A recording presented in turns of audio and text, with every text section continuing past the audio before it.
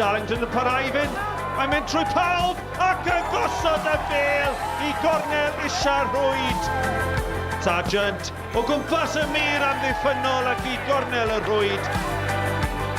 A Wild heibio cwrt ac mae Wild I roi'r Seintiau ar y blaen. Sargent a Marriott dros y gigrydd. Marriott yn ei chymryd I a Chris Marriott sy'n sgorio.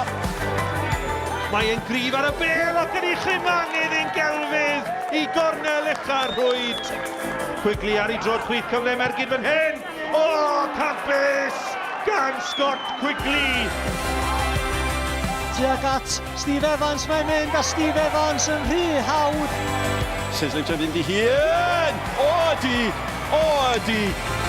Aaron Edwards, gêm rhif 250 ac mae'n I dathlu hi efo gol! Aaron Edwards gall ei droi o lle Ferriclis a groesiad mae'n hitbar I mewn! Ydy Wild ac nôl mae'n dod I Ryan Edwards. Do'n ei gol, bron mae sodlad I Wild!